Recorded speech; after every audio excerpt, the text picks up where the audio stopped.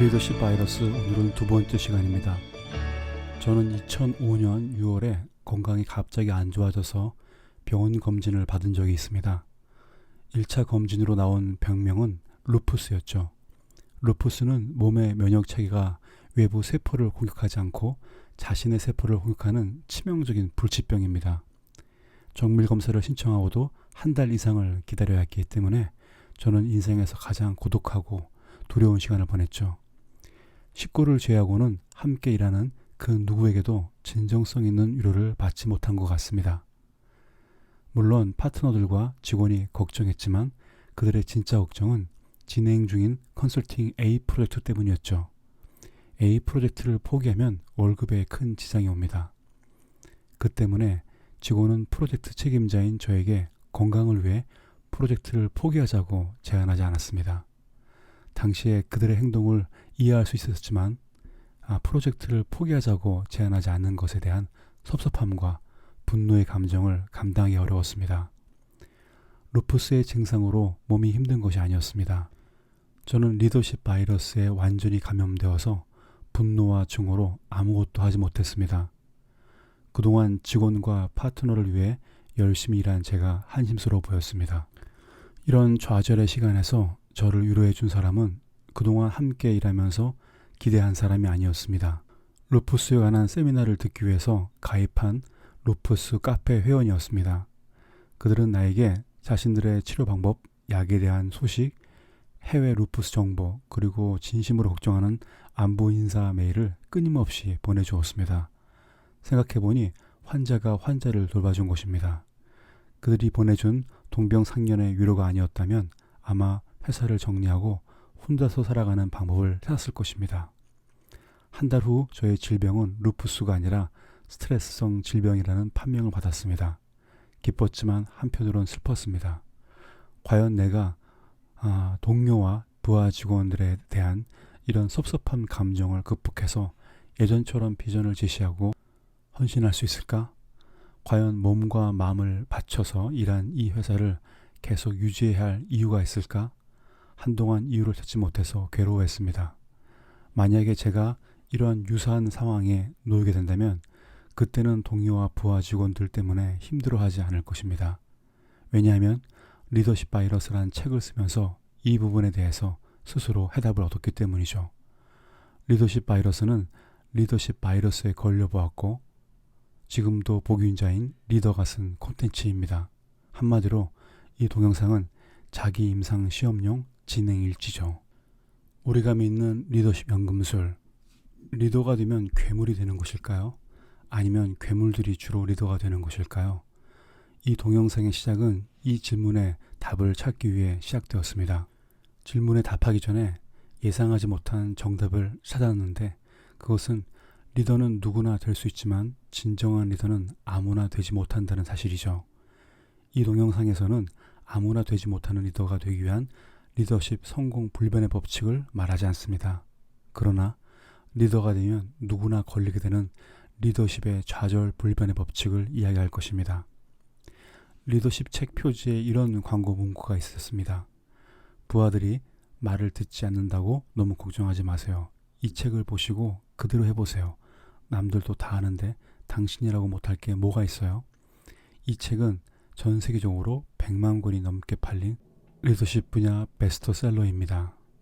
이런 리더십 책을 열어보면 너무나 멋진 말들로 가득합니다. 도전적인 비전을 제시하라, 칭찬으로 직원들에게 동기를 부여하라, 공정하게 평가하고 정당하게 대우해주라, 말부터 시작해서 마지막에는 직원들을 섬기고 그들을 기쁘게 해주라고 선포하거나 간곡히 당부하죠. 한마디로 리더십에 관한 책들은 서로를 모방하면서 계속 같은 말을 다른 사례로 반복하고 있을 뿐입니다. 리더십 바이러스 책을 쓸 무렵에 전 세계의 수많은 책을 한 자리에서 살펴볼 수 있는 아마존.com 리더십 분야를 리서치했습니다.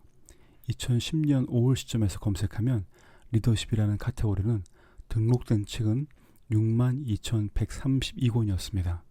리더십 분야로 분류되지 않았지만 실제 내용은 리더십을 다루고 있는 책은 그보다 훨씬 더 많을 것이며 그 밖에 다양한 언어로 쓰인 리더십 책들까지 포함하면 그 수는 엄청나게 늘어날 것입니다. 2010년 5월 우리나라에는 경영이라는 항목에 들어간 책이 6,207종 정도 있었죠. 마케팅 항목에 있는 책은 약 1,912종, 조직에 관한 책은 987종 정도가 있었죠. 한편 리더십에 관한 항목에 들어가는 책은 약 4,886종이 있었습니다. 그 책 가운데 상당수는 공통된 특징이 있었습니다. 그것은 법칙이 있다는 것이죠. 리더십 10가지 법칙, 성공 리더십의 5가지 원칙, 리더십 10계명 등 대부분 책이 원칙과 기준에 대해서 숫자까지 제시하면서 상세하게 설득력 있게 우리의 가슴을 콕콕 찔러댑니다. 리더가 아닌 사람이 리더십 책에 빠져드는 데에는 이유가 있습니다. 지금의 자기 리더와 비교하면서 나는 리더가 되면 이렇게 돼야지 하는 도전적인 목표를 가지게 되기 때문입니다. 한편 리더십 책을 읽다가 도중에 그만두는 이유는 대부분 우리가 품고 적용하기에는 너무나 큰 단어들로 가득 채워져 있기 때문이죠. 리더십 책들을 구성하는 상당수의 단어는 일상생활에서는 접하지 않는 것들이 많습니다. 이들을 살펴보면 명확한 목표 제시, 카리스마, 새로운 아이디어 창출을 위한 환경 제공, 팀원들의 잠재력 인정, 정당한 대가 제공, 올바른 팀 구성, 효율적인 네트워크 구성, 위임, 성과 인정, 지원, 모니터링, 스승과 조언자의 역할, 비전, 권한 위임, 영향력, 동기부여, 경청, 멘토링, 일관성, 성장, 강점을 이용, 명예, 주로 이런 단어들입니다. 경영자의 사관학교라 할 수 있는 미국과 유럽의 MBA 스쿨은 그 핵심 과정에 리더십 코스를 두고 있습니다. 스쿨마다 어떤 리더십 철학과 커리큘럼을 갖고 있느냐는 중요한 차별화 포인트 중 하나죠. 매년 수만 명의 인재들이 체계적인 리더십 학습을 하고 있죠. 그야말로 우리는 풍부한 리더십 공급 시대에 살고 있습니다. 그런데도 왜 리더십에 대한 갈증과 욕구가 해소되지 못하는 것일까요? 리더인 당신은 주변 사람 이야기를 경청하나요? 아니면 상대방이 이야기를 하면 그 말을 듣기보다는 그 다음 할 말을 생각하나요? 당신은 부하 직원에게 권한을 위임하여 그가 그 일을 해낼 수 있도록 만드는가요? 아니면 직원이 문제를 안고 끙끙거리는데 시간을 보내고 있으면 자신이 직접 빨리 일을 진행하는 편인가요? 참고로 대부분 리더십 책들은 경청과 권한 위임이 리더십의 핵심이라고 말합니다. 조직을 운영하면서 리더들은 처음에 자신이 내린 결정들을 번복할 때가 있습니다. 결정 번복으로 인해서 조직원들의 이해관계가 바뀌는 경우도 있죠. 결정 번복은 리더가 자신의 이익을 위해서 변덕을 부리는 것처럼 보이기도 합니다. 사람은 자신에게 유리하게 내려진 결정 사항들이 번복되지 않고 리더가 신실하게 지켜가기를 바라죠. 그러나 리더들은 자신이 결정한 사항이 문제를 야기하는 결정이었다면 빨리 수정하기를 원합니다. 이런 과정에서 리더들은 직원들에게 충분한 이해를 얻어 변경하기보다는 대개 성급하게 일을 추진합니다. 대다수 리더십 책들은 이런 리더들의 태도에 대해서 심각한 어조로 경고합니다. 리더는 자신이 지녀할 여러 덕목을 사례와 논리를 들어가며 설명한 책을 읽다 보면 자신이 처한 현실과 내용이 너무나 맞지 않거나 불편해서 자괴감에 빠지게 되죠. 과연 이렇게 하면 참된 리더가 될 수 있을까?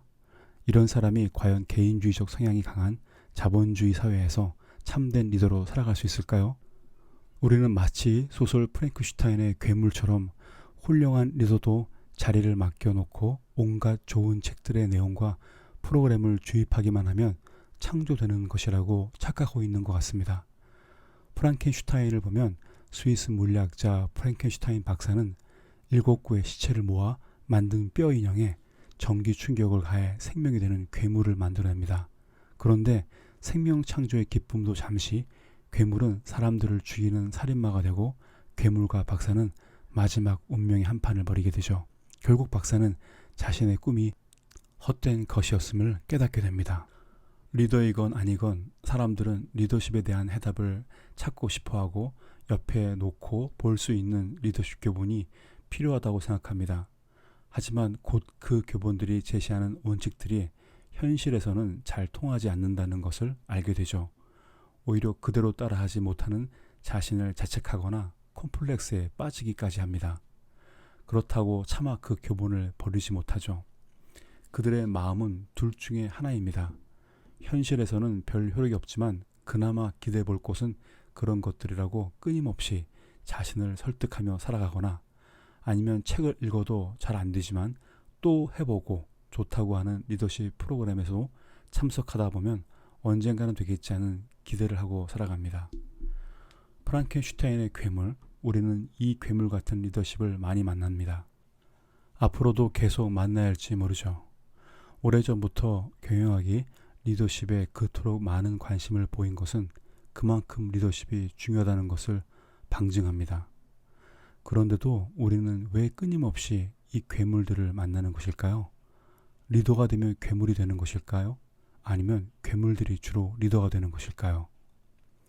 리더들은 다양한 종류의 리더십 책을 읽거나 교육을 받으면 괜찮은 리더가 될 수 있을 거라고 믿습니다.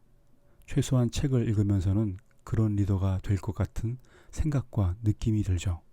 또 책들이 말한 것을 몇 번 실천하면서 자기가 좋은 리더가 되었다고 확신합니다.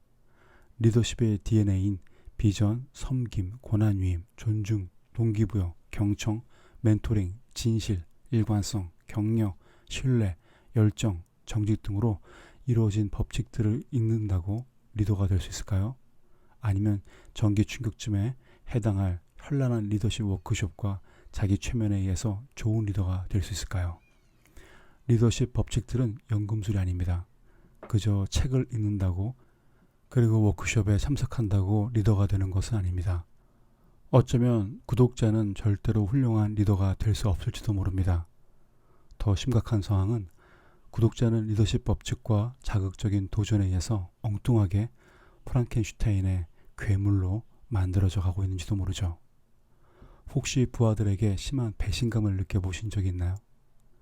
혹시 직원들이 일을 안 하고 메신저만 하고 있다고 생각해 보신 적이 있는가요? 혹시 성장한 직원들이 퇴사할 때 회사 정보를 가지고 나간다고 생각하지 않나요? 어쩌면 리더인 독자가 추측하는 이런 모든 일이 사실일 수 있습니다. 한마디로 불쾌한 상황이죠. 이런 상황에도 불구하고 리더인 당신은 직원들을 진심으로 섬기고 싶은가요? 그들의 말을 경청하고 싶은가요? 그들을 격려하고 싶은가요? 그들의 강점을 이용해서 그들의 자기 성장과 발전에 도움을 주고 싶은가요?